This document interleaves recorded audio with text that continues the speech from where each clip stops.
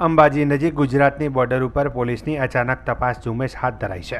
રાત્રિ દરમિયાન રાજસ્થાનથી ગુજરાતમાં આવતા નાના મોટા અનેક વાહનોની તપાસ કરવામાં આવી છે।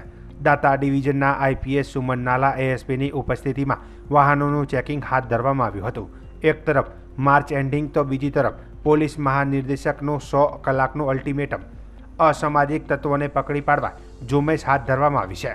પીઆઈ પીએસઆઈ પોલીસ કાફલો હથિયાર સાથે ગુજરાતની સરહદ ઉપર છાપરી ચેકપોસ્ટ પર પહોંચી વાહનોની તપાસ કામગીરી કરી હતી। આઈપીએસ સુમન નાલાના જણાવ્યા અનુસાર હમણાં સુધી 100 થી વધુ વાહનો डिटेन कराया है।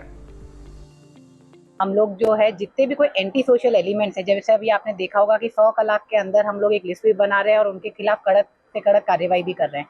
उसी के तहत हम लोग बॉर्डर पे भी स्ट्रिक्ट चेकिंग कर रहे हैं कि कोई भी ऐसे वाहन हैं जो कि अपने अगर उनके पास आरसी सर्टिफिकेट नहीं है या लाइसेंस के बिना ड्राइव कर रहे हैं या हमको सस्पिशियस लग रहे हैं या राजस्थान से कोई भी अगर प्रोहिबिशन का भी माल लेकर इधर लेके आ रहा है तो हम अपनी बॉर्डर्स पे बहुत स्ट्रिक्ट चेकिंग कर रहे हैं ताकि उनको बॉर्डर पे ही रोक दिया जाए।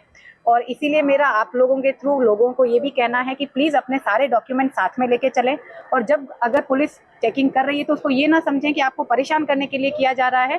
वो एक चेकिंग है जो बॉर्डर पे करी जाती है ताकि कोई भी एंटी सोशल एलिमेंट है या कोई जो चीज़ें अलाउड नहीं है वो हमारे गुजरात बॉर्डर को क्रॉस करके अंदर ना आ सके। और अभी हमने जो अगर आप देखेंगे तो पिछले इसी साल के अंदर हमने 100 से ज़्यादा व्हीकल डिटेन किए हैं 207 के तहत। 1 लाख से ज़्यादा हमने आरटीओ का दंड किया है और 1 लाख से ज़्यादा हमने जो है स्पॉट फाइन किए हैं मेरे डिवीजन के अंदर। आज तो हमने किया ही है, काफ़ी सारे व्हीकल हमने आज भी डिटेन किए हैं जिसकी डिटेल्स हम लोग सुबह तक आ जाएगी और बाकी जितना अभी पूरी रात में चेकिंग चलती रहेगी तो उसका हम लोग सुबह तक एकदम पूरा उसका कैलकुलेशन कर देंगे।